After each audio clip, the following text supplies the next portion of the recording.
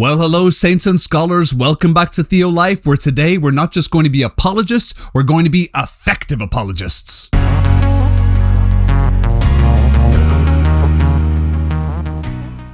It's not enough just to explain the evidence for Christianity. We have to do it in a way that makes people want to hear you. When people think about apologists, we often get the image of two intellectuals standing on a stage, going toe-to-toe, clashing with their respective ideas. Now, I've watched thousands of these debates, and I have never heard of anyone in the middle of a debate saying, actually, I'm looking at the notes there, my notes, and this guy's right. Like everything I've been saying, it's almost definitely wrong. So if you agree with me, you want to stop doing that, definitely start to believe this guy clearly is more correct in this area. As cool as that would be, it has never happened in the history of the world. People don't start debates to lose, they start debates to win, and they go into that arena thinking, how am I going to crush this opponent? Okay, little pet peeve of mine, when people put up YouTube videos that say something stupid like, atheist tries to disprove Christianity and instantly regrets it. Watch Christian get humiliated trying to defend the Bible. Oh, I hate that.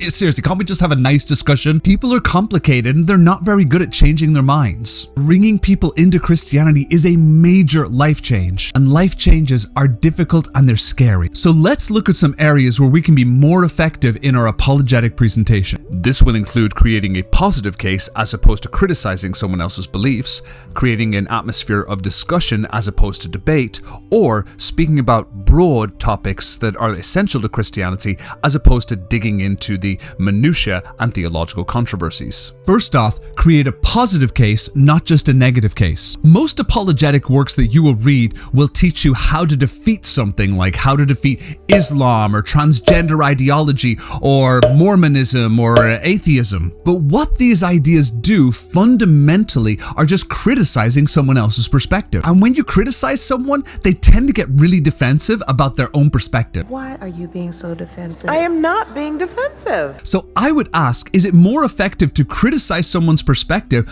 or present a positive case for your perspective? Instead of saying why something is wrong, why not make the case that this is the evidence that shows Christianity is verifiable and provable, and this is the evidence for it? We found this being particularly true in Japan. We've seen several groups that just present the case for Christianity with courses like Alpha and other areas. But we've seen other groups where they'll go to the person and ask them, are you a Buddhist or a Shinto or an atheist? To which the poor Japanese person is a little bit stuck. They don't really know how to answer that question. So they might mumble out, well, I'm a Buddhist, I guess. To which the angry evangelist will go on and say, well, let me tell you everything that's wrong with Buddhism. Oh, well, I've got so much information about Buddha, I'm going to tell you exactly why it's wrong. As you may have guessed, this is generally not particularly well received. People don't like being told that their worldview is wrong. But we found when we just tell people, hey, I'm a Christian and Jesus is amazing, and let me show you the evidence we have for the veracity of the Christian faith. This tends to be better received because people don't feel attacked. They just hear me sharing a story in a way that's respectful to them. A recent study by Jonas Kaplan at USC showed that brains of people whose fundamental worldview is being challenged and questions light up in the exact same way as someone who is undergoing a physical attack. It shows that our brains have natural defenses against changing our minds or having our fundamental assumptions challenged.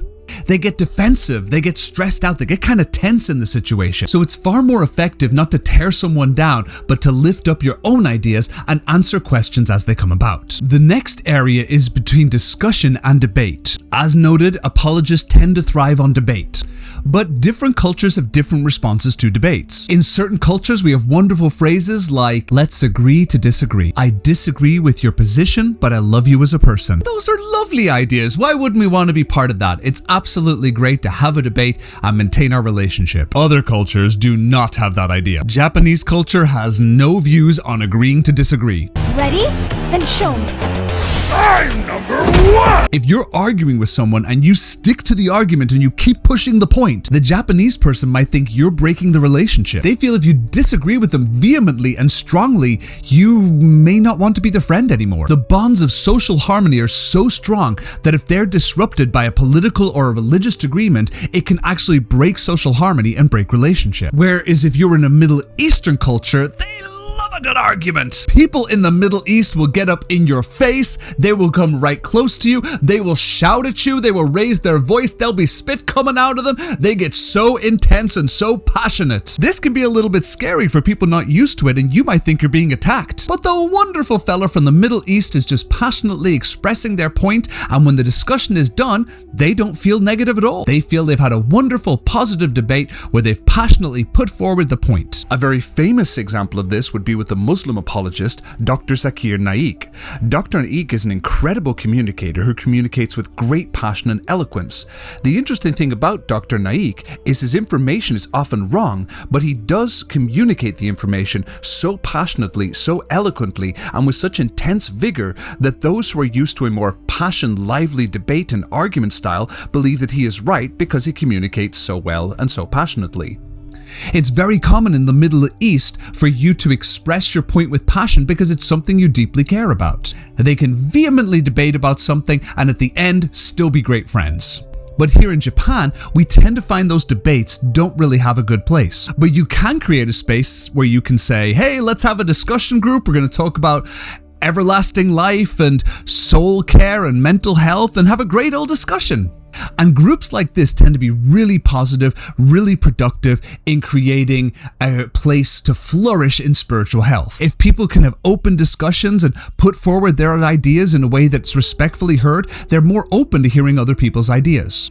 Certain cultures are debate focused, other cultures are discussion focused, and you have to know which is which in order to be effective. Finally, it's better to focus on broad topics than specific doctrinal disagreements. Sometimes I'll be having a discussion with someone and I'll be talking about the historicity of Christ. There's a lot of fantastic evidence, both biblical and non-biblical, which support the idea that Jesus Christ lived and died and was resurrected. Yeah, well, I don't know about that. You know, the church has done a lot of bad things throughout its history. You know, like there was the Crusades and like the Pope that supported Hitler and, you know, the priests who like abused little kids. That was all pretty bad stuff. So, you know, I don't know about this Jesus thing, but the church is pretty bad. Now, part of me is a little bit baited. You know, I kind of want to start that argument. There's really interesting arguments to be had about abuses of the church and problems with Christians throughout history. But sometimes people will keep trying to get you off track and get you focusing on little minor things that don't really matter in order to distract you from the big topics. In a case like this, a more appropriate answer would be, yes, the church has got a long and complicated history where it has done some terrible things, but also some really amazing things.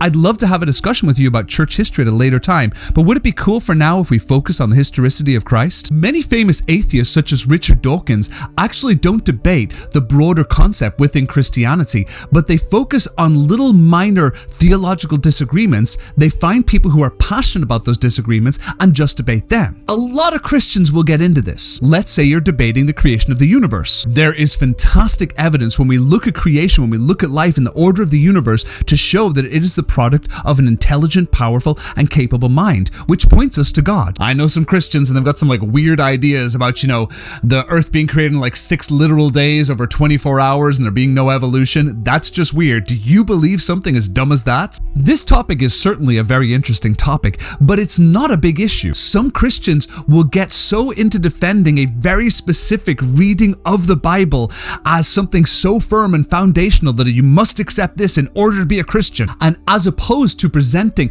the really strong, really powerful evidence for Christianity, they get stuck on these minutiae doctrinal issues that end up breaking the apologetic presentation. So when it comes to making a presentation for Christianity, it is so important and vital that we don't get too hung up on the minor issues and focus on the broader topics. It is not your job to create a doctrinally perfect Christian. It's your job to create a broad enough presentation of Christian doctrine so people can make an informed decision. Does someone need to be a 6-day literal creationist in order to be saved? No. So don't make it a life and death issue in your apologetic presentation. Stick to broad topics that give people the broadest view of Christianity. Hey, maybe you disagree. Maybe you think we should have hyper-focused theological debates in a very intense debatey format where we get very focused on criticizing the other person's point of view. That might be the most effective in your setting. Hey, I don't know. What's the most effective? You decide.